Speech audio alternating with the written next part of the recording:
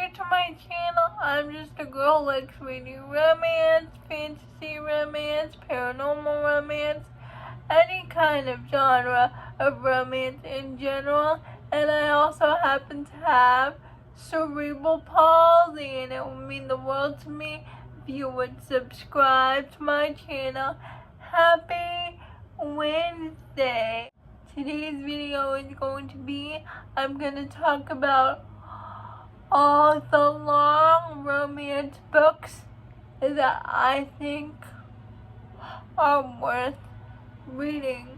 First up, we have a fan fiction, and that is Manacled by Sin Yu.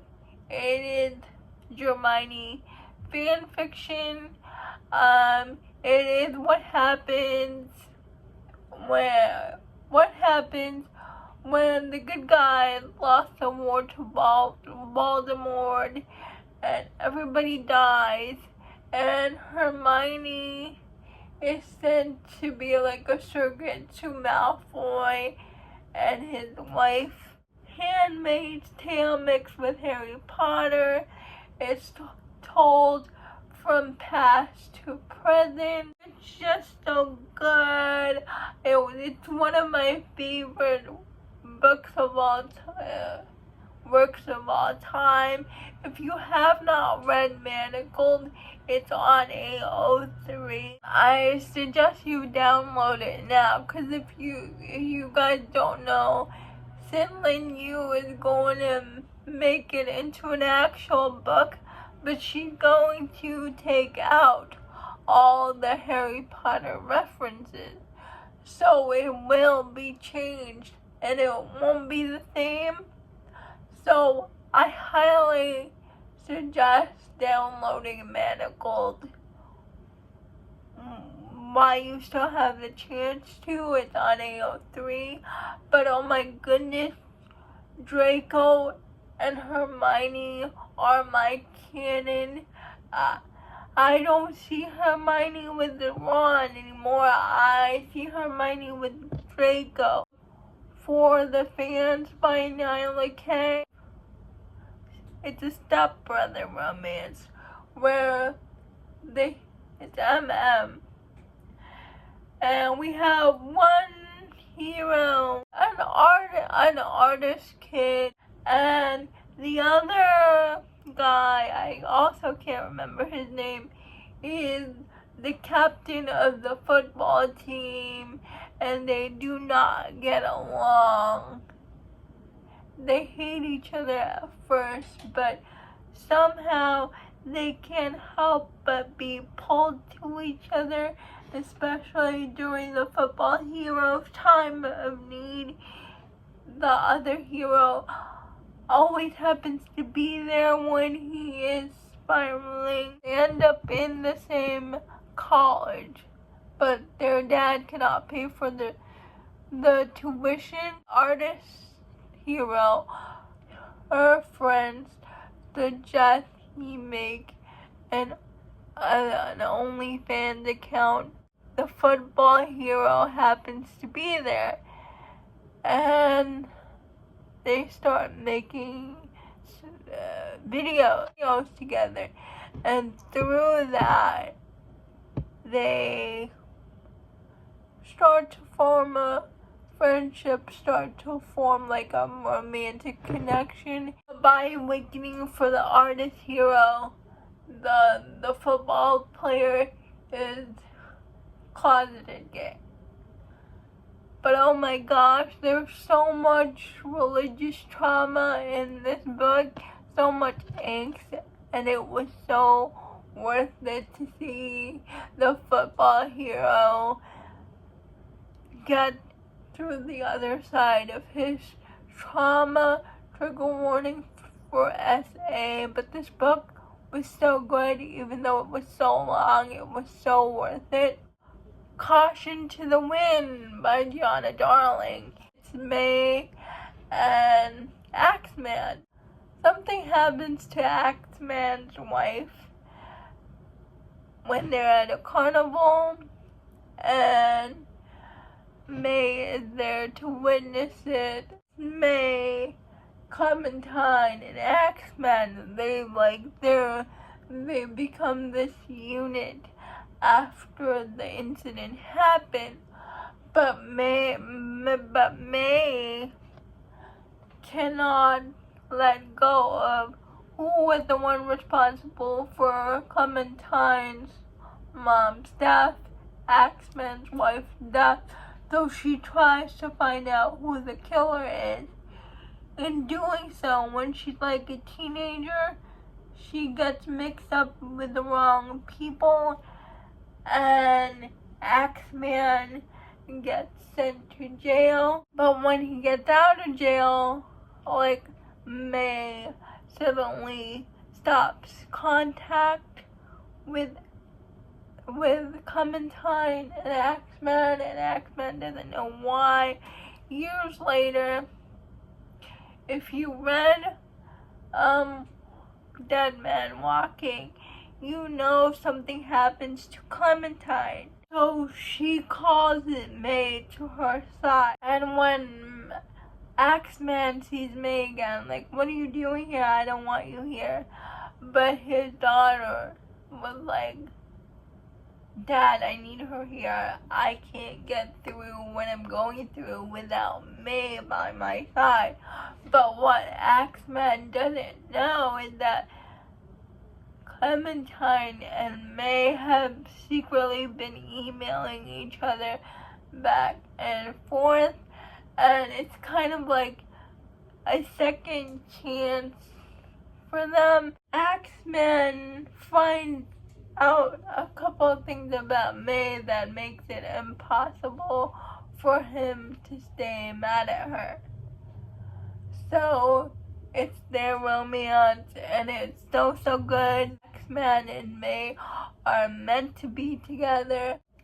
Every Breath After by Jesse Walker. It's the third book in the Lost Boys series. It's Mason and Jeremy's story. It's like 900 pages, but every word is necessary. There's never anything gratuitous. Jeremy has always been in love with Mason, but Mason has always been his twin sister's boyfriend. So angsty.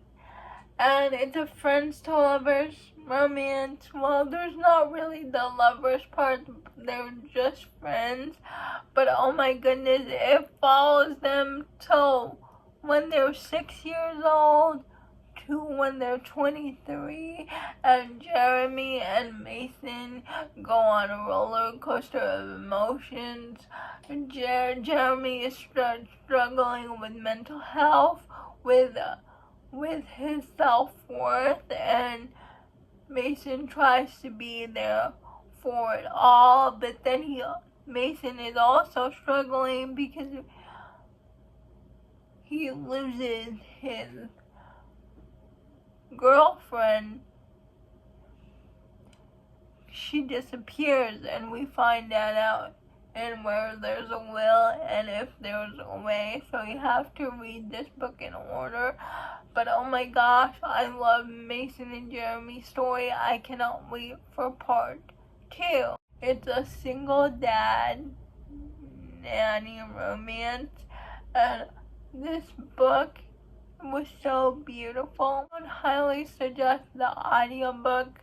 It made me cry. They go on a trip together to Hawaii because the son is losing his eyesight, and so they want to make memories with him while he's able to see stuff.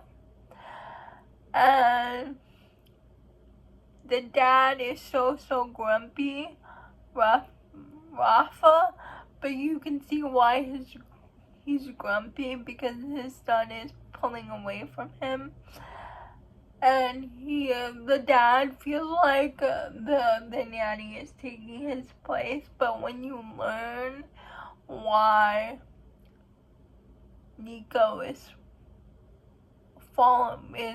pulling away from Rafa. Oh, it hits you in the heart. I love the heroine's relationship with Nico, and I love how Rafa and Ellie's relationship turned romantic. It was very slow burn, but it fit the couple.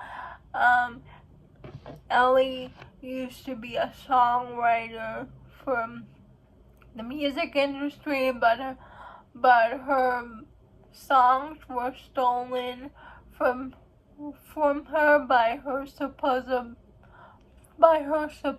best friend, and it was angsty, it was emotional, I loved it. It was long, but it was so worth it. The audiobook is still good. It's duet narration. Pucking Around by Emily Raff. It's a why choose romance. The heroine gets a job as the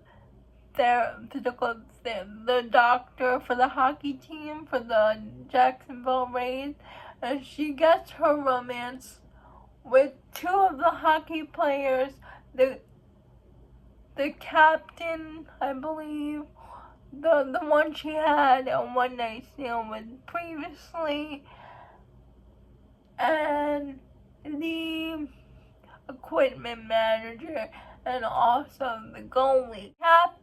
The captain, I believe he's the captain, and the equipment manager are best friends. They're also secretly in love with each other, so there's an romance, plus their individual relationships with the heroine, so that's 3 relationships, plus that's 4, and the heroine's relationship with the goalie, that's 5 relationships. You have to meld into like one group.